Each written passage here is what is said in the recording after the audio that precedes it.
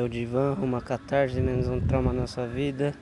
Provavelmente esse podcast vai ser mais chato, mais técnico, que eu vou falar um pouco sobre Kant.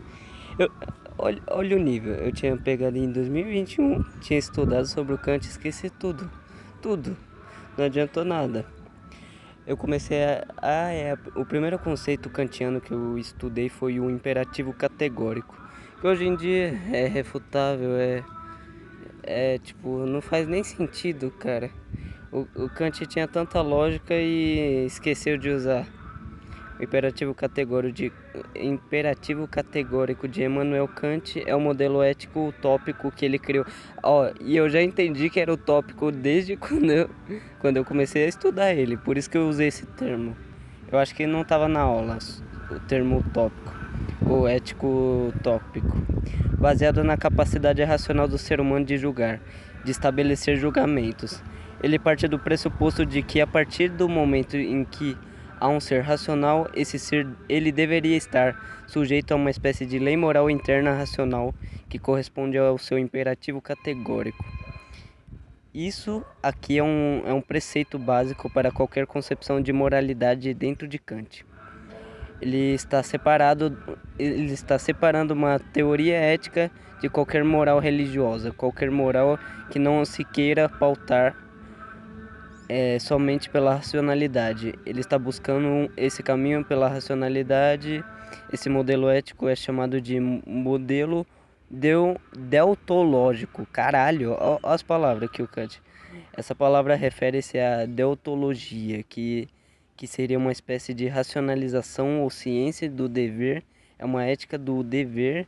Ela aponta que as pessoas devem fazer, o que as pessoas devem fazer.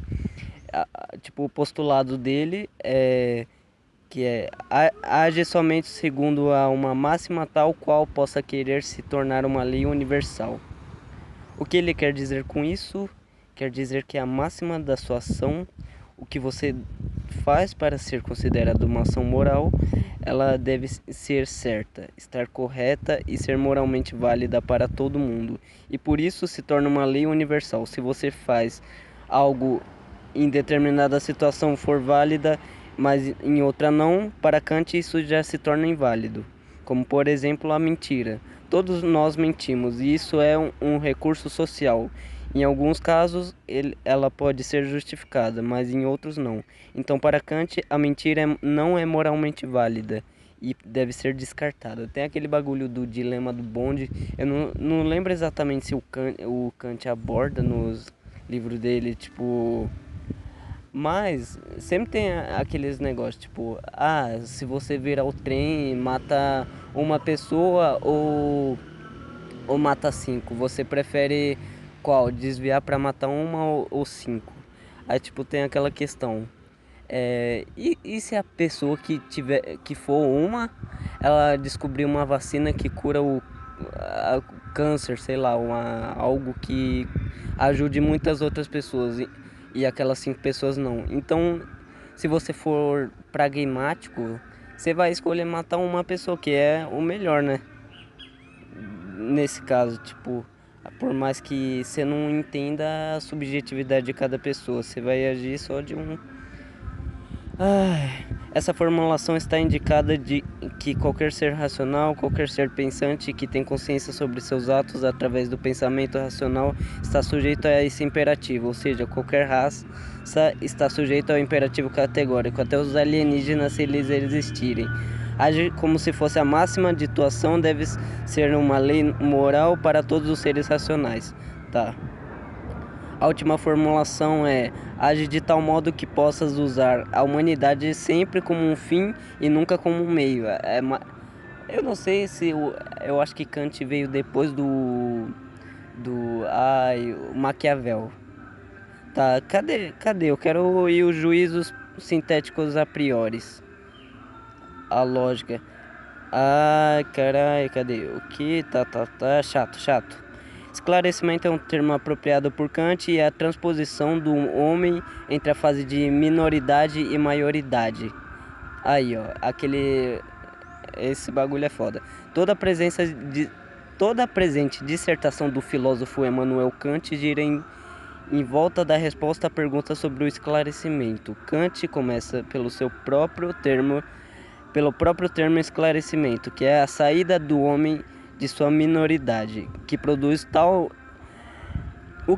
tal minoridade é o próprio homem, que não consegue sair da sua condição medíocre e tomar coragem de servir-se de si. Caralho, é mesmo, tem uma frase muito da hora, se o homem se faz de verme, ele deve ser pisado. Caralho. Mesmo sem necessidade da ajuda de alheios, a minoridade do homem o afeta em todos os campos, na política, na sociedade, no trabalho, etc. O processo para sair desse estado de minoridade está no autocontrole, na liberdade que cada indivíduo deve cultivar. Somos convidados a não nos acomodar, a sair em busca do saber, por isso usa o termo latim, separe aude, ouse saber. Somente através dessa ousadia é que podemos sair da nossa condição. Essa ousadia implica a coragem de fazer uso de teu próprio entendimento, o que é como que o slogan do esclarecimento. As principais... Ah, puta chato. A verdadeira revolução deve ser a mudança de pensamento das pessoas, tá bom? Chato. O uso privado da razão. Puta que pariu, cara. Vai se fuder, Kant. Porra. Ah, aqui ó, tem uma parte boa do sono dogmático. Mesma época relatada por Kant por Kant é um período apenas de passagem. A época do filósofo não é ainda esclarecida, entre aspas, mas está em processo de esclarecimento. Tal processo é fruto do iluminismo. Inclusive, o Kant ele participou do iluminismo tardio, a tendência de pensamento esclarecido pela luz da razão, e não mais das trevas do medieval. Portanto, o texto de Kant é essa explicação do esclarecimento. Com ele e nele temos a ansiedade de buscar, assim como o próprio filósofo, inspirado por Hume, David Hume, se eu não me engano ele era da Inglaterra, em inglês, né? Acordar do sonho dogmático em que vivemos. Só assim é que o homem se redimirá de sua culpa e sairá de sua deplorável minoridade. Provavelmente o que eles estão querendo dizer, tipo, o senso comum, a gente está dissolvido e afogado no senso comum. Para Kant, o sujeito deve agir de tal forma, puta que pariu, chato. Cadê o primeiro a reagir aos problemas postos por Hume e Kant foi... Não, os primeiros a reagir... Puta que pariu, cara. O primeiro a reagir aos problemas postos por Hume foi o Kant, ao declarar que, graças ao filósofo inglês, olha só, pode despertar do sono dogmático. O que é o sono dogmático? É tomar como ponto de partida da metafísica a ideia de que existe uma realidade em si. Oxi, eu achando que eu achando que o Kant apoiava isso por causa do númeno, né? O númeno e fenômeno. Deus, alma, mundo, infinito, finito, matéria, forma e substância, causalidade. Causalidade. Que pode ser conhecida por nossa razão ou o que dá no mesmo. Tomar como ponto de partida da metafísica a afirmação de que as ideias produzidas por razão correspondem exatamente a uma realidade externa, que existe em si e por si mesma. Dogmático é aquele que aceita sem exame e sem crítica afirmações sobre as coisas e sobre as ideias.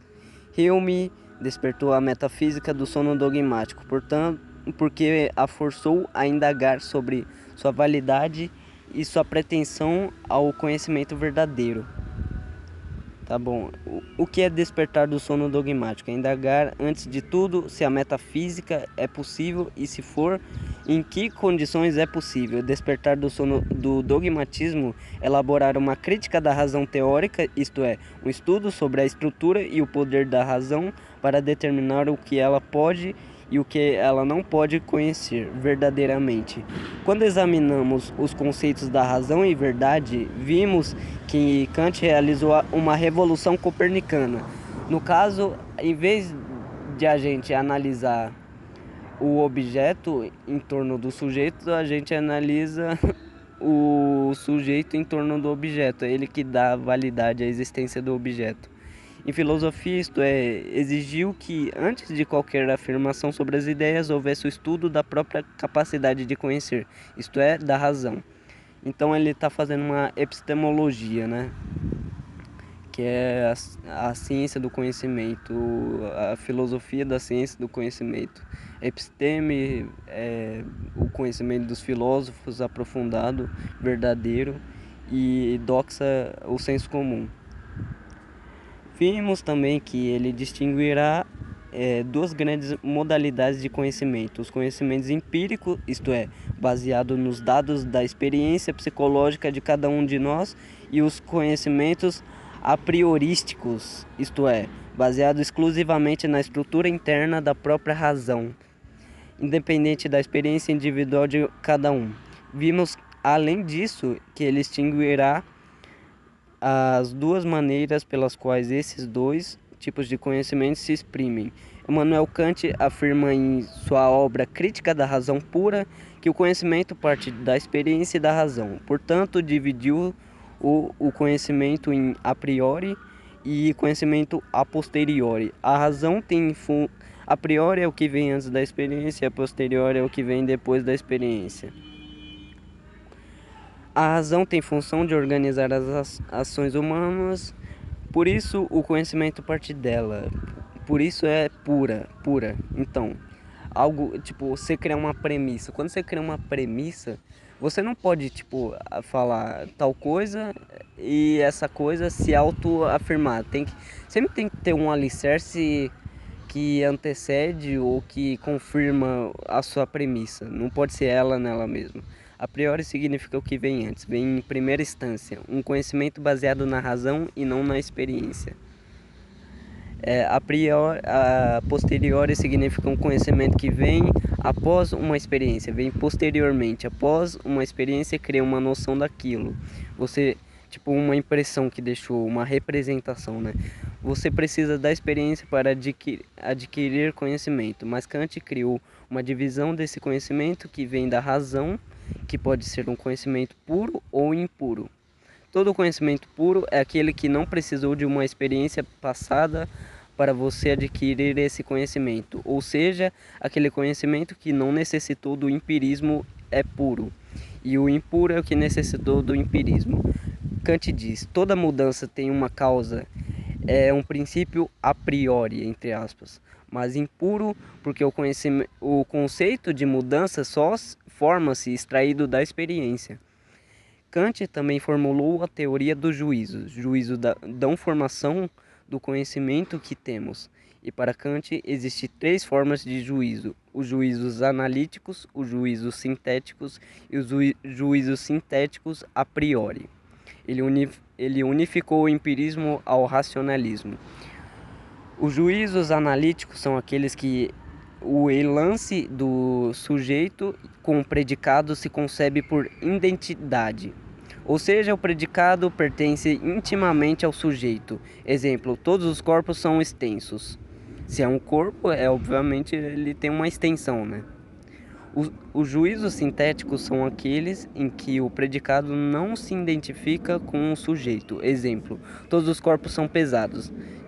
Nem todo corpo precisa ser pesado. Para Kant, todos os juízos sintéticos partem da experiência.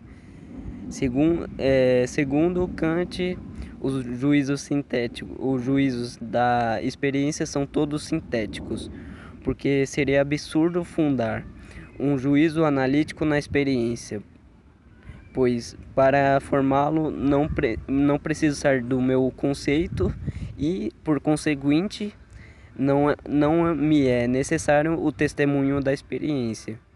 Ou seja, analítico aquele que analisa e sintético aquele que sintetiza, que já experienciou o bagulho, entendeu? Os juízos sintéticos a priori são aqueles em que o predicado não se identifica com o sujeito, porém não necessita de uma experiência imediata. Um exemplo desse juízo é a matemática. Como o próprio Kant descreveu, poder-se-á em verdade crer à primeira vista que a proposição 7 mais 5 é igual a 12 é puramente analítica, resultante, segundo o princípio de contradição, do conceito de uma soma de 7 e 5. Você olhou 7 e olhou 5 analiticamente, você já sabe a resposta. Nem precisou fazer uma conta. À primeira instância, você olha o número 12, você pensa intimamente ligado a 5 mais 7. Você olha e já pensa no 12, porque ele está correspondendo ao 5 mais 7. Mas se ao considerarmos com mais atenção que o conceito de soma de 7 e 5 não contém mais do que a união dos dois números em um só, o que não faz pensar qual seja esse número único que compreenda os outros dois. O conceito de 12 não é de modo algum percebido só pelo pensamento da união de 5 e 7. Posso decompor todo o meu conceito dessa soma tanto quanto quiser, sem que por isso se encontre o número 12. O conhecimento sintético a priori tenta unir o racionalismo com o empirismo. Nossa percepção são como férmios. Aí eu já fiz merda, né? Usei conceitos da física quântica sem necessidade. Ou seja, uma pequena fração da realidade que podemos conceber. Nós criamos nosso mundo. Para Schopenhauer, o mundo é nossa representação.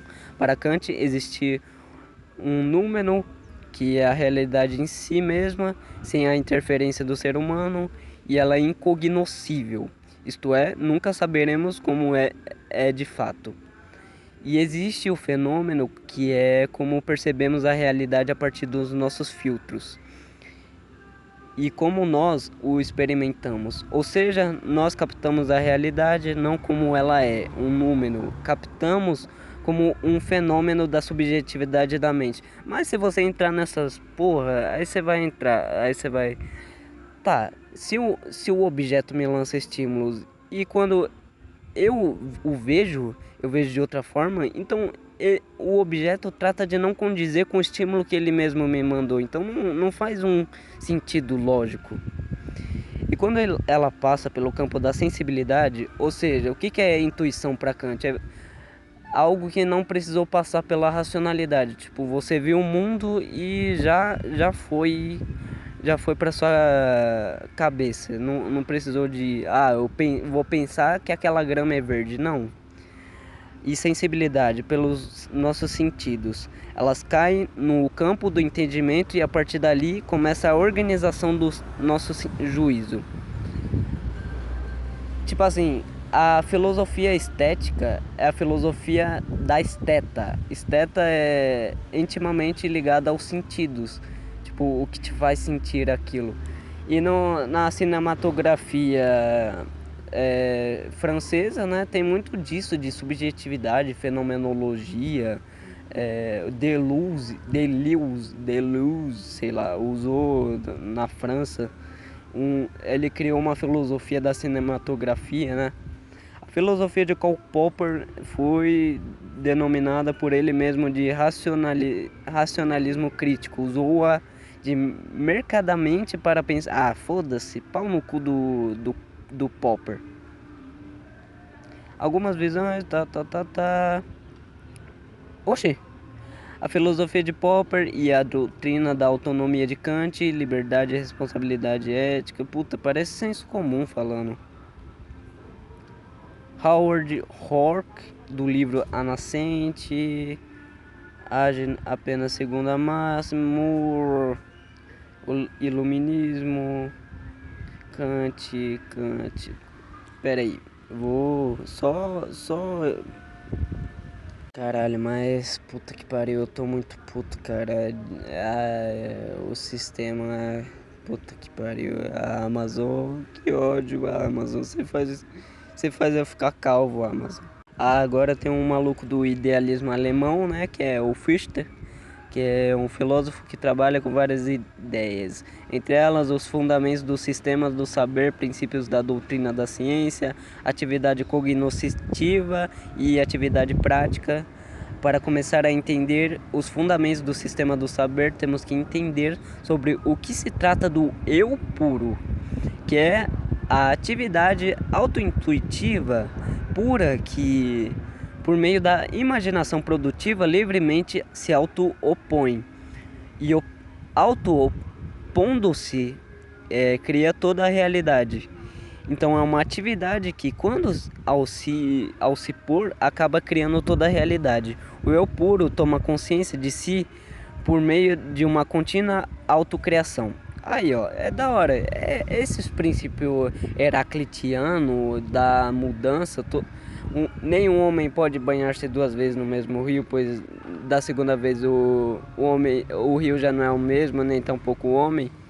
É boa, porque ele pega e foda-se o sujeito, foda-se o objeto, e os dois são um bagulho só. Ele acaba transformando a filosofia em uma doutrina da ciência, o que quase todo filósofo tentou fazer. Descartes, Russell, sei lá, um monte tentou fazer. O Kant, o próprio Kant tentou fazer uma ciência, todo mundo. E acabou que hoje em dia ela é vista como qualquer merda. E por meio desse princípio absoluto e original, que é o eu puro, Fichte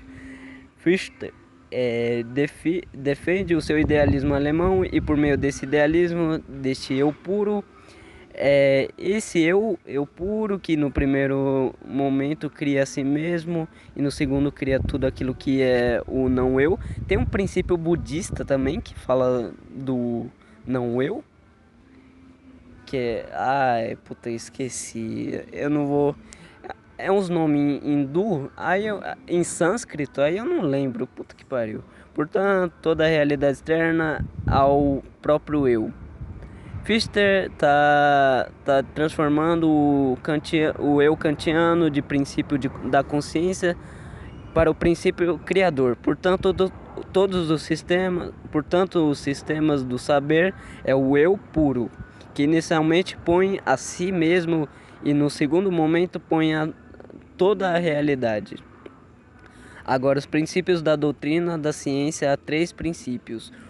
O eu que põe a si mesmo, ou seja, é o que o eu cria o eu. Aí que o eu que opõe a si o não eu, ou seja, o que cria o não eu, a realidade. Tá, o não eu é aquilo que é externo, é o objeto, e o eu é o subjetivo, tá bom. O eu que opõe a si mesmo o não eu, ou seja, é o eu que cria o não eu, a realidade. No eu absoluto, o eu limitado e o não eu limitado. Limita-se a reciprocamente. Caralho, eu sou burro, filha da puta. Desse limite deverá o eu empírico e o mundo da natureza. Explicação. O eu sou eu. Tem na Bíblia essa porra, né? Quando o maluquete foi perguntar pra Deus o que ele é. Aí ele falou, eu sou eu, filho. Esse é o princípio, é similar ao cogito ergo sum de Descartes, do cogita deriva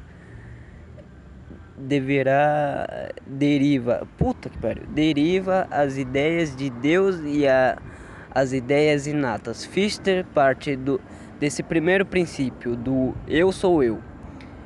Eu sou o não eu. Este eu acabo ficando aplicado. Parece que o idealismo foi um Mahabharata, um hinduísmo tardio, né? Porque, porra, há 2.000, 3.000 anos os hindus já pensavam assim. Eu sou o Advaita Vedanta, né? Que é a filosofia não dual. Eu sou tudo que é o não eu, o universo. Agora entramos no núcleo do idealismo alemão. Tudo é eu, tudo é o espírito. o Hegel, né, tem a ideia do espírito absoluto. Inclusive uma amiga minha que eu estava conversando, ela diz que tem uma dissertação, um TCC, que diz que pro Hegel unir sujeito e objeto, ele meio que criou uma partícula de Deus, né, como se fosse o bóson de Higgs. Ele unificou os dois negócios. Este eu não é o uno de Platão ou Deus de Aristóteles. Tem o logos, o uno do Eliatas, né, que é o Parmênides e esses maluquete.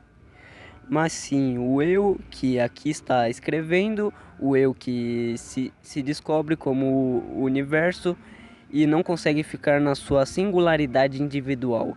A tarefa da filosofia é, a partir desses dois princípios, do eu sou eu e o eu não sou eu, e eu sou o não eu, deduzir todas as verdades do mundo. Fica meio, meu Deus, puta que pariu, idealismo alemão. Vocês dão uns trabalho, né, meu? Tipo, não tem tanta lógica isso aí, cara. Atividade cognitiva, sabemos que o eu é determinado pelo não eu e na experiência há objetos diferentes de nós. Para Kant, são as estruturas a priori que fornecem o conhecimento, são as estruturas da sensibilidade do entendimento que fornecem o conhecimento para os seres humanos. Tá. Já para Fichte, o eu se torna o criador do objeto por ser produção independente, o produto nos parece diferente de nós. Parece que ele é externo a nós, mas ressalta Fichte que o não eu é necessário para a criação da consciência de si. É o bagulho psicanalítico Lacan. Pega assim e fala, tem o estádio do espelho, o objeto, as coisas, os seres cria a nossa própria identidade, ou seja, a gente se cria a partir do outro. Aí tem o Sartre, que ele fala, existe o ser para si, o ser em si, o ser para o outro, e dessa relação com o outro se cria essa identidade. Aí tem o Marx, tem o Vygotsky, tem um monte. Atividade prática, diz Fichte que o eu determina o não eu por meio da liberdade. O objeto sempre se apresenta ao homem como um obstáculo a ser superado, e o não eu é necessário assim, para que o não eu se realize moralmente por meio da liberdade. Ser livre significa afastar-se dos limites do não eu. Deus, para Fichte, não é uma substância, mas é uma ordem moral. Aí, puta que pariu, vai se fuder, Fichte. A verdadeira religião, assim, consiste na ação moral. O finito aqui apresentado pelo ser humano é um momento necessário e estrutural de Deus. Vai tomar no cu, Fichte. Você é... Nossa senhora. Eu lembro que quando eu comecei a estudar filosofia eu falava, nossa, esses filósofos, olha como eles são fodas. Aí hoje em dia, puta que pariu, cara. Hegel, tá. Agora vamos falar sobre Hegel.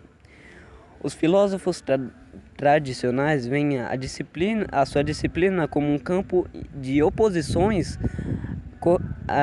concorrentes, no qual apenas um sistema pode estar correto. Eles enxergam as questões a partir de uma perspectiva de batalha. O Hegel tenta ter uma visão panorâmica de tudo. Ele vê cada uma das filosofias concorrentes tendo o seu lugar, permitindo com o passar do tempo o desenvolvimento progressivo da verdade.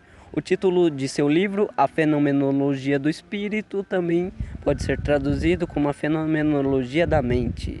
E não é sobre um espírito místico, mas sobre a consciência em si. A fenomenologia é o estudo das coisas sendo manifestadas ou surgindo.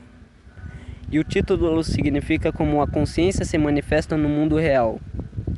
Cada pessoa é resultado de milhares de anos de desenvolvimento. O objetivo de Hegel é dizer onde chegamos enquanto espécie. Ele tinha toda essa questão da evolução darwiniana, né? De pensar na evolução e no progresso. Aí Marx veio e falou: não, caralho, você tá achando, tá doidão, porque se você acha que é o melhor que a gente tá agora, o capitalismo arruinou tudo, cara. É o proletariado e o burguês, um fudendo o outro, aí a luta de classe. Aí depois eu falo. Para ele, a ciência não é simplesmente um estudo de fenômenos naturais, mas o desenvolvimento da consciência com o passar do tempo. Ou seja, o Zeitgeist, né, que eu sempre falo, que é o espírito da época, o espírito do tempo, como eles fluem e como cada época tem a sua personalidade. A história se torna o processo em uma consciência cada vez maior de nós mesmos. O universo manifestado inteiramente é apenas um processo do espírito, se projeta e em seguida retorna a si mesmo em movimento dialético. O que é a dialética? Simplesmente vem a tese, vem a antítese e do embate entre essas duas gera a síntese, que vira uma tese e assim infinitamente. O devir ou a dialética é como o princípio do movimento do universo, da contradição. É tipo duas substâncias químicas vão, interagem e geram um terceiro ente. Uma relação entre duas pessoas conversando gera um terceiro ente que é a forma que as duas pessoas interagem. Que é única, né? Não tem como eu interagir de uma forma e da mesma forma com todo mundo, porque cada um tem o seu limite. Para podermos entender o projeto de Hegel, podemos olhar para o seu título provisório de sua obra, que poderia ter sido mais clara para quem quisesse ler. Isso eu escrevi em 15/9/2021.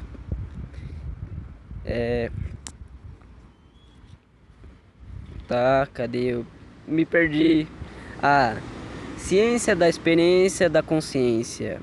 Seria uma visão mais ampla da ciência, em oposição a toda filosofia empirista ou materialista antes e depois dele. Hegel pensava que era loucura considerar que o projeto do conhecimento deveria ficar confinado aos fenômenos naturais e físicos. Caralho, olha só, ele antes do Marx chegar, ele já...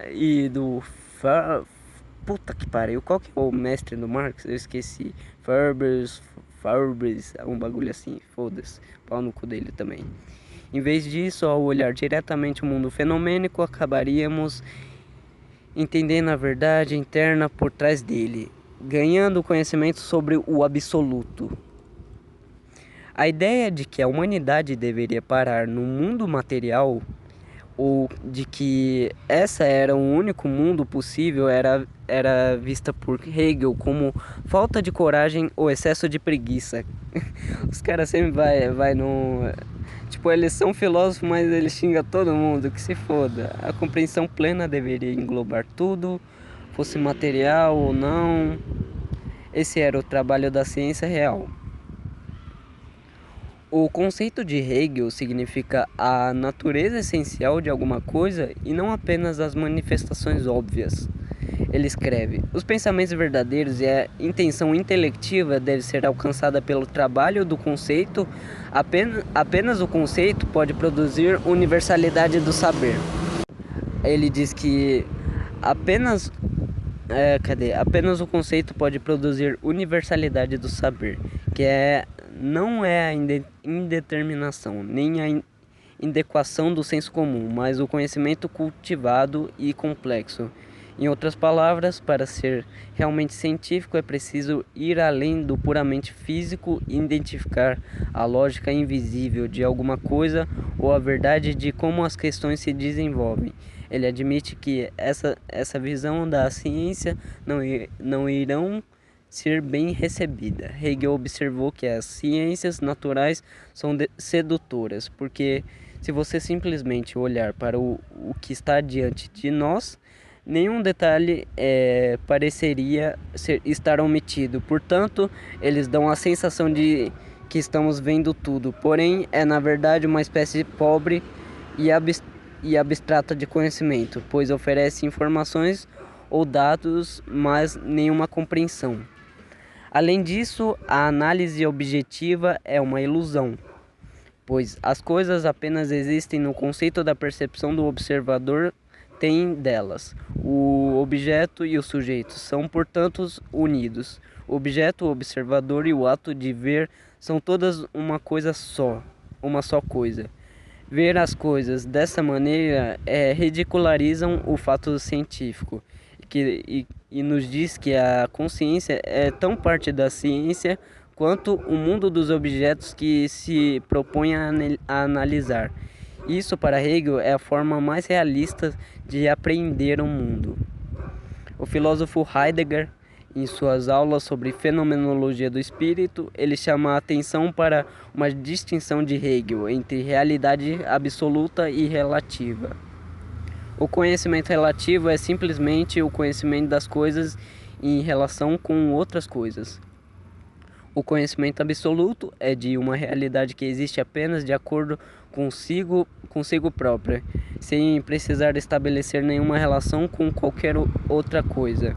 De acordo com Hegel, a ciência trata de estabelecer a diferença entre realidade relativa e verdade absoluta, por meio da nossa consciência, o que virá a definição habitual de cabeça para baixo, que é examinar e compreender o mundo das coisas reais. Porém, diz que o conhecimento dos fenômenos relativos são as árvores, quando o que precisamos fazer é ver a madeira ou a realidade não física por trás disso tudo.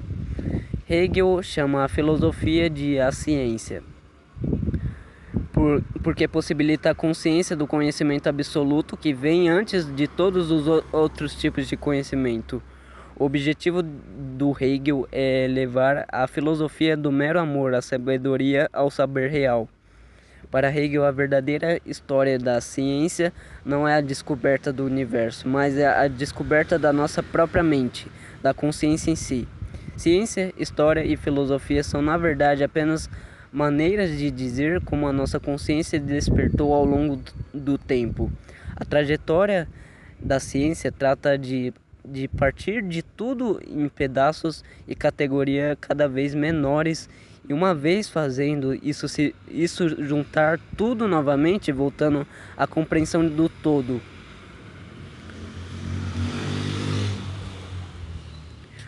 O indivíduo, na visão de Hegel, qual é a aplicação de entender que o desenvolvimento do mundo é o desenvolvimento da consciência ou do espírito.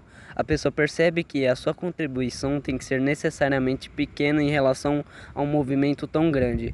Precisamos, obviamente, nos esforçar para alcançar o que pudermos, mas também podemos ter a certeza que o mundo não voltará contra nós. Talvez seja surpreendente para um pensador de visão tão abrangente, mas Hegel oferece uma receita para a felicidade pessoal. Uma pessoa fica feliz quando enxerga que a sua individualidade é ilusória, que a experiência de ter um corpo é meramente um acordo. Mas eu não sei, eu acho que esse lance de ficar feliz ou triste também é um tipo de individualidade. Quando conseguimos ver que a crença em nossa singularidade é um beco sem saída, embora a apreciação da nossa unidade com tudo mais seja verdade, isso não pode nos deixar nada além de felizes. Sofrer é um pouco mais que ficar preso em nosso mundinho e acreditar em sua realidade. No entanto, a consciência que somos meramente uma expressão ou um agente do espírito com a sua unidade nos leva além da dicotomia felicidade e infelicidade. Isso nos conduz até a verdade. Ou seja, eu tinha falado e ele pensou, tá, dentro de uma cultura ou nação, diz Hegel, as pessoas têm uma individualidade óbvia e podem expressá-las graças ao poder de uma de uma nação. Isso lhes dá um contexto, mas em termos mais universais, abstratos, o que parece é de fato a capacidade e prática costumeira de tudo. O que parecemos fazer por nós resulta na satisfação das necessidades alheias e no desenvolvimento da sociedade como um todo. O indivíduo trabalha em seu individual, realiza inconscientemente um trabalho universal. Ainda assim, ao nos depararmos com o papel de algo maior, nossa individualidade também é plenamente expressa. É quase um paradoxo, mas é tipo a mão invisível do Adam Smith lá do iluminismo, né? Mostrando seu conservadorismo político, Hegel observa que as pessoas mais sábias da antiguidade sabiam que a sabedoria e a virtude consistiam em viver de acordo com os costumes de uma nação. Aquele lance de moral e ética. Para muitas pessoas, a Terra é simplesmente um parque de diversões que existe para satisfações de desejos e prazeres, mas acabamos descobrindo que viver apenas para nós não oferece uma satisfação real. Essa conclusão é substituída por uma consciência de que uma pessoa é apenas um movimento universal. Essa transição de autoconsciência e de uma consciência simples do eu como feixe de desejos, ou seja, ser para si, para a percepção de que a pessoa é parte de uma universalidade ou consciência maior, o ser em si, ou pelo menos uma comunidade e outros, não é sempre uma experiência positiva, porque nós nos vemos apenas como uma parte da necessidade. Perdemos alguma coisa, a sensação de individualidade. Não parece haver nada para substituí-la. Uma pessoa pode ser estraçalhada pelo poder incompreendido da universalidade. Ainda assim, a consciência pessoal não está de fato morta, mas apenas ascende para um nível novo de consciência, no qual o eu é estendido como parte da necessidade, um fundamento da lei universal. Sendo um objeto no universo, nós nos tornamos partes daquela operação ou um coração dele, uma lei que é mais aberto a cuidar do bem-estar da humanidade. Parece que cada vez mais está sendo o contrário, né? As pessoas estão cada vez mais querendo criar fábricas e foder os outros e foda-se também. Os prazeres que desfrutamos antes abrem espaços para uma estupenda percepção de que abrir mão da nossa particularidade é o que deveríamos ter feito há muito tempo. O que nos move é o ego, mas o ego não reconhece que nesse movimento ele está escrevendo a própria sentença de morte. Vemos agora que a lei do nosso coração se torna a lei de todo o coração. O eu é apenas parte do crescimento mais amplo da consciência. Para Hegel, a virtude significa simplesmente o desejo de descobrir a nossa individualidade, que nos causa um número imenso de perfeições, mas ainda assim somos indivíduos. Esqueci de falar. Uma vez eu ia dar uma aula sobre comunicação intrapessoal. Eu acabei não dando aula, fiquei meio tipo, acho que as pessoas não vão entender o que eu tô querendo dizer. Aí eu começo assim: com essa apresentação eu quero fazer vocês irem além dessas conceitualizações. Mas antes eu preciso dar certas explicações sobre o que se trata e a importância que ela tem na sociedade. Foi o psicólogo Howard Gardner, o criador da teoria das inteligências múltiplas, que foi o responsável pela identificação da inteligência intrapessoal, que é o solilóquio. No caso, o ato de se comunicar com você mesmo, que te permite fazer planejamentos e ter cautela sobre as suas ações e a sua fala. Em todos os tipos de comunicação, você precisa ter um meio de comunicação, como o ato de falar, que é o mesmo que expelir ar dos seus pulmões, que percorre os brônquios e a traqueia, chegando até a laringe, onde os seus músculos se contraem, regulando a passagem do ar, fazendo as suas cordas vocais vibrarem e produzirem sons. E o som laringiano é articulado graças à ação da língua, dos lábios, dos dentes, do véu palatino e do assoalho da boca. Eu esqueci de falar da área de Broca e da área de Wernicke, né, que é a parte cerebral que comanda a nossa forma de falar, né? Aí eu falo, todo grande pensador que revolucionou a forma do ser humano pensar só tiveram é, hã? Só tiveram essas grandes ideias, pois eles tinham uma habilidade de conversar com o seu eu interior. Na lousa, como vocês podem ver, tem o nome de vários pensadores e eu vou explicar superficialmente sobre cada um deles, porque eu quero que vocês vejam a importância do monólogo interno. Isso é um convite para a introspecção. Eu vou começar a explicar pelo Edmund Russell. Isso foi em 28 de 11 de 2022. Foi bem no finalzinho do ano. Que tem uma frase dele que diz que toda consciência é consciência de algo. É ele que é responsável por desenvolver a psicologia fenomenológica. Eu não sei se é ele em si. Eu não lembro. Eu acho que não. Quem desenvolve a psicologia fenomenológica é o Heidegger, né? A fenomenologia estuda os fenômenos, que é tudo aquilo que aparece para a consciência. Fora dessa relação entre consciência e os fenômenos, a consciência não é nada, pois ela não é algo. A consciência, portanto, para Russell, a condição de possibilidade de toda a construção do conhecimento. Você precisa do seu aparato sensorial para perceber o mundo externo, ou seja, dos olhos, ouvidos, olfato, tato e o seu paladar. Mas, tipo assim, ficou uma explicação meio cagada, né? E eu já tinha estudado o Russell antes. Deixa eu ver se eu acho, pera aí. Ó, eu achei uns blocos de nota. Fenomenologia estuda o estudo da experiência subjetiva da consciência e tem suas raízes na... foda-se, Edmund Husserl. Ele tem uma pergunta, o que é os números? O que são os números? E aí ele começa a perceber que, na verdade, quem estabelece relação entre essas coisas é a consciência. Ou seja, o que eu falei tá certo do Evangelion e o bagulho da consciência. Por exemplo, um objeto não sabe que tem relação com o outro. Caralho, filha da puta, cara. Todo exemplo que eu uso, tudo que eu filosófico, tem uma parte russeliana naquilo, que faz a relação com os dois objetos é a própria consciência. Desgraçado, né? Tá. Oxi! Eu jurava. Não, na verdade eu tenho sim um texto, mas eu acho que ele não tá mais aqui. Ah, tá bom. Sartre. É assim que eles falam lá na França. Sartre.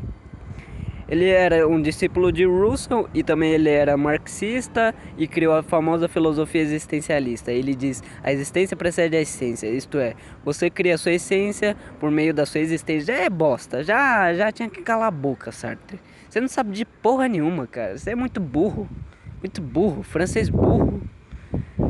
É o seu modo de existir no mundo que vai constituir o que ele é e quem você é, tá bom? Meu Deus, cara, não dá. O homem primeiramente existe, se descobre, surge no mundo e só depois se define. Jean-Paul Sartre. Não importa o que a vida faz de você, mas o que você faz com o que a vida fez de você. Essa é uma frase boa. Vygotsky, outro marxista que trabalhava no campo da psicopedagogia, ele diz assim: o homem não nasce homem, ele se humaniza. Através dos outros nos tornamos nós mesmos. Foi ele que desenvolveu a psicologia sócio-histórica.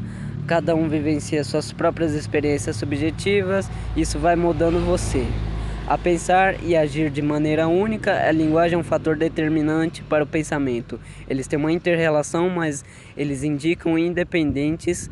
Inicialmente, os processos psicológicos são interpsíquicos, ou seja, ele é partilhado entre as pessoas e só funciona entre a interação da criança com o adulto. E com o tempo esses produtos começam a ser executados pelas próprias crianças, e isso se torna intrapsíquico. Ele começa a pensar por si mesmo, pois aquilo é que está dentro da sua psique. Ou seja, é meio que o processo dialético.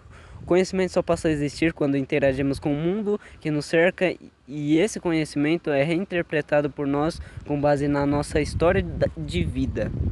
Outro discípulo de Russell é o Heidegger.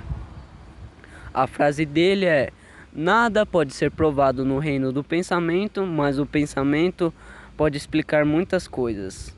Ou seja, é um axioma. Você não pode provar que o pensamento ele existe de forma material, porque ninguém apalpa um pedaço de pensamento, nada disso.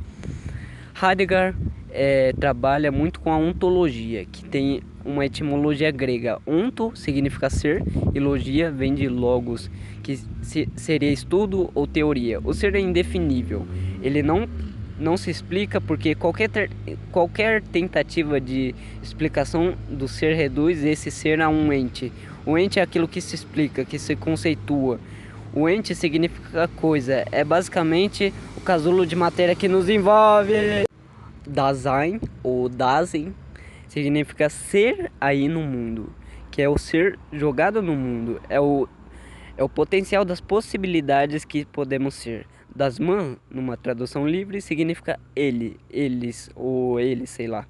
Sabe que...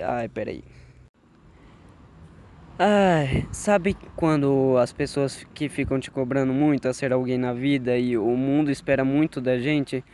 Se você quer ser respeitado, você tem que agir de acordo com como eles esperam, e isso vai se internalizando e se torna uma voz na sua cabeça, e talvez o passar do tempo ela pode se tornar muito hostil. Karl Marx, eu acho que ele é o último, não é Hegel, né? Olha só, Karl Marx já foi um pensador hegeliano, mas rompeu com as suas ideias. A sua frase é: não é a consciência que determina o ser, mas o ser social determina a consciência. Tá vendo? Era essa frase que eu queria falar naquela época lá, que eu fiz o outro podcast, mas eu não lembrava. Eu falei alguma coisa de infraestrutura, um monte de bosta, meu. Ele é o criador do materialismo histórico dialético. Materialidade, historicidade e dialética, né? Vou explicar, mas vai ser por partes. Para o Karl Marx, a sociedade é dividida em duas classes principais. Tipo, não é só essas, mas as principais são essas, que são os burgueses, os donos dos meios de produção, e os proletariados, que vendem a sua força de trabalho para esses burgueses que produzem tudo. Pelo que eu lembro e pelo que eu entendo, tipo, o que é um dono de um meio de produção? Eu acho que ele está pensando em termos de revolução industrial. Tipo, quem tem uma fábrica, quem tem algo que produz em massa, sabe? E força de trabalho não é tipo, eu tenho a força de um fisiculturista, eu tenho a força de levantar 500 quilos. Não, ele tá falando da sua força de tipo, agir. Eu posso trabalhar com qualquer coisa. Não tô falando, eu preciso ter força força de trabalho. Não, é uma força de você poder trabalhar, de dedicar a sua energia, não existe energia, né, ao trabalho, qualquer um que seja. De trabalho para esses burgueses que produzem tudo, inclusive o lucro dos burgueses, ou seja, os proletariados produzem tudo. Eles têm a ideologia dominante, os burgueses no caso, que se propaga, e os proletariados assumem essa ideologia alienante. O Marx é materialista porque ele não entende a sociedade por conceitos abstratos. Ele é materialista porque ele observa as condições econômicas que ditam o andar da sociedade. A estrutura econômica que determina a superestrutura das ideias, ou seja, o meio histórico, o meio material histórico. A história se transforma pela contradição dessas classes. Uma pessoa sem um meio social apto para o desenvolvimento cognitivo não vai evoluir nesse aspecto. Ele criou o conceito de mais-valia, que é a diferença entre o trabalho e o salário recebido. É o que acontece até hoje em dia, tá?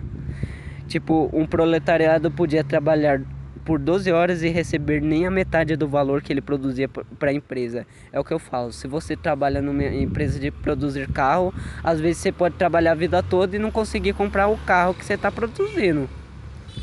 Hegel, o último. A história do mundo não é nada mais do que a história do progresso da consciência de liberdade, dialética e idealismo.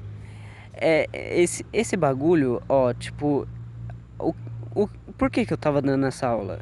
Eu tava falando só sobre consciência. A frase do Marx, a frase do Hegel, a frase do Heidegger era sobre pensamento, que é um produto da consciência. A frase do Vygotsky era meio que uma ontologia, como que o ser se forma, uma ontogênese.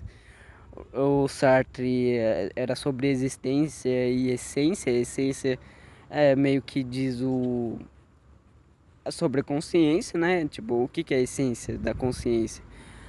Aí, dialética e idealismo. A dialética vem da contradição das ideias. Por exemplo, eu apresento uma tese, você uma antítese, ou seja, um contra-argumento para a minha tese, e desse conflito entre as nossas ideias forma uma união delas, que é a síntese. Ela é o resultado das melhores ideias e esse processo é contínuo. Os idealistas acreditam que as ideias que determinam o meio de produção,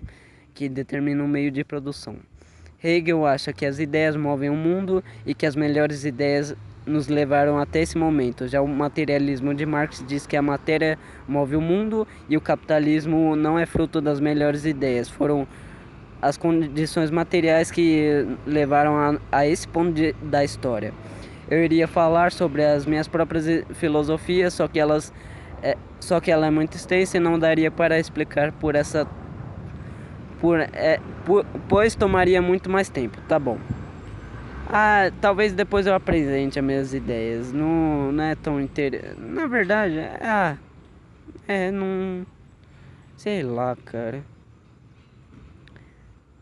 Ah, pera aí. Nossa, minha cutícula tá esquisita pra caralho. Tá bom, cadê? Vou apresentar minhas ideias, pera aí. Que eu já nem devo concordar. A minha premissa é: o universo só existe porque você existe para comprovar a sua existência. Para comprovar a existência do universo e a sua também. Eu queria uma filosofia em resposta àquelas pessoas que se sentem pequenas comparadas ao universo, e eu chamo a filosofia da alegoria do âmago. É uma filosofia onde eu faço você se enxergar como seu próprio universo, seu próprio Deus. Eu faço analogias com a biologia e a cosmologia. Em você habita um fluxo de Deus e o diabo. Eterno fluxo num combate de energias para tentar te dominar, e nós devemos buscar o equilíbrio entre esse bem e mal. Ou seja, todos temos a possibilidade de ser muito bom ou muito ruim. O paraíso e o inferno são apenas estados de espíritos guiados pelos pensamentos. Eles representam as suas emoções boas e ruins. Um só existe pelo contraste do outro. Existem alguns universos além desse. O universo como ele é, que apresenta a realidade, eu já não acredito nisso, já é uma bobagem. E existe um universo subjetivo de cada um, que reside na mente de cada indivíduo, que funciona como um filtro. Isso é kantiano e é burro. Carl Sagan ao brasileiro. Carl Sagan diz que somos poeiras de estrela, e isso foi comprovado pela ciência. Comparar a nossa composição atômica com as estrelas usando o espectroscópio, que é um instrumento que serve à composição espectral de algo, ou seja, ver o comprimento de onda que ela emite, e com isso ver o seu elemento ou composição atômica, já que cada elemento emite um comprimento de onda diferente. Somos transformações do cosmos, assim como diz a lei de Lavoisier: na natureza nada se cria, nada se perde. Somos Deus observando a nós mesmos de pontos de vista limitados. Agora essa frase é boa. A minha mãe tinha até gostado quando eu falei: Deus criou o homem para o homem criar Deus. Deus, no caso o universo, criou o homem, e com isso o homem criou a Deus à sua imagem e semelhança. Somos rearranjos de moléculas e organelas complexas que se formaram desde o começo do universo, já que nada se destrói ou se constrói. A matéria que compõe o seu corpo tem bilhões de anos. Agora tem uma parte sobre Nietzsche. Seus valores nascem da oposição ao mundo que a ameaça. As aves de rapina são más. Quem for o posto da ave de rapina é bom. Nós, ovelhas, somos boas. Essa é a conclusão da premissa dos crentes. Já os predadores mergulham impiedosamente dos céus, pensam que belo dia para sentir o delicioso sabor de uma carne macia de ovelha. Todo herói é um grande vilão. Não existe a moral mais pura, porque tal moral é criada por um ser imperfeito. Trata-se de suas vontades e os instintos do ser humano para satisfazer as vontades dos seres. A má consciência nasce do ressentimento. O ser humano sofre de si mesmo. Para Nietzsche, a consciência moral surge da interiorização dos instintos selvagens do homem, impulsos agressivos que se voltam como violência contra si mesmo. Homem em prol da preservação da dinâmica social estabelecida de acordo com as regras internas instituídas por um grupo que pune aqueles que não as respeitam. Tipo as leis, a pressão social, esses bagulho. A moralidade dos costumes, ela se caracteriza por um longo constrangimento imposto aos seres humanos que são levados à obediência. A consciência é fruto disso, por conseguinte, ela não é inata nem por espírito, mas resulta de um processo de memotécnica utilizando o sofrimento, isto é, fazendo mal, levam um sistema de crueldade que Nietzsche considera a fortiori de todas as religiões, uma ressonância moral que provém da cultura que Nietzsche chama de um processo de criação que visa a seleção de um determinado tipo de ser humano. Em resumo, o animal que pode prometer o que é moral para um não é moral para o outro. A liberdade de um indivíduo pode ser realizada para fazer o que quiser desde que as suas ações não interfiram nas dos outros. A liberdade de cada um termina quando a do outro começa. Isso foi um negócio que eu refutei esses tempos aí. Ou seja, uma pessoa tem liberdade de fazer o que quer da própria vida, até opinar na vida do outro indivíduo, desde que tenha respeito. Vai tomar no meio do cu, que respeito o que, caralho? A má consciência é fruto a hipótese do canal Doxa Episteme, que a má consciência é fruto do longo passado animal do homem, que constituiu de impor-lhe cada vez mais a responsabilidade individual da falta, por consequente do mal. O sofrimento que lhe foi infligido primeiramente exteriormente e tornou-se em seguida para o próprio ser humano, segundo a lei da interiorização dos instintos.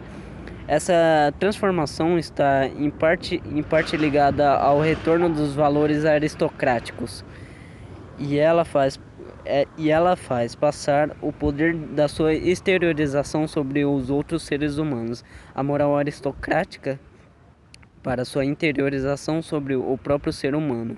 A moral dos padres seria, como é que o Nietzsche chama? Sacerdotes, né? Sacerdotal. Essa lei da interiorização se aplica pela hipótese da vontade de poder. Para Nietzsche, a vida é vontade de potência, o desejo de viver de forma plena, autêntica e vigorosa.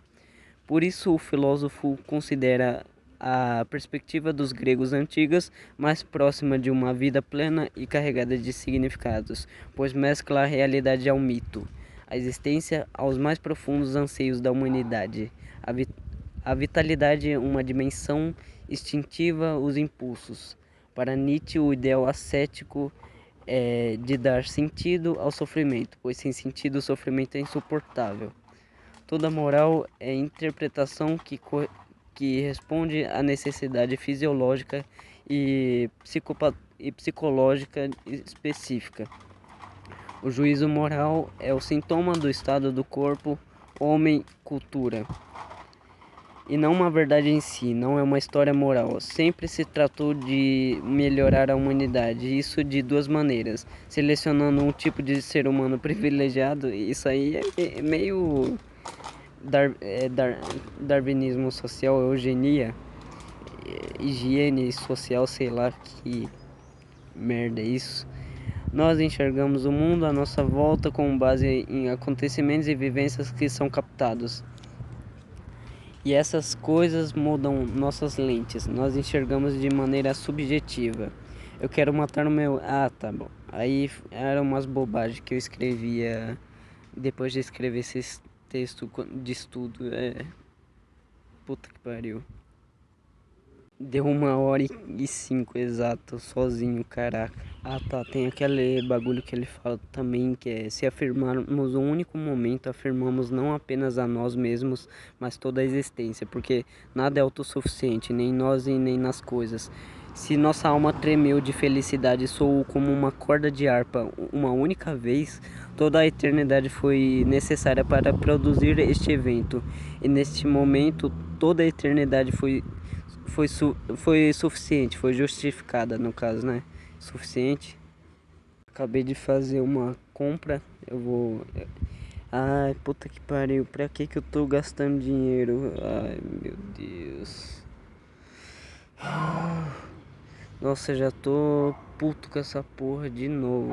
A Amazon, filha da puta. Não posso esquecer. Ou nunca mais eu compro nessa porra, cara. E, e eu fiz outra compra em um site menos confiável ainda. Então o que eu tô falando?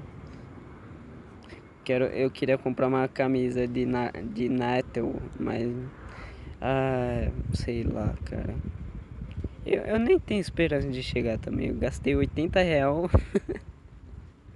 Ai, cara, R$ 80, quase 100 em um bagulho. Puta que pariu, bicho.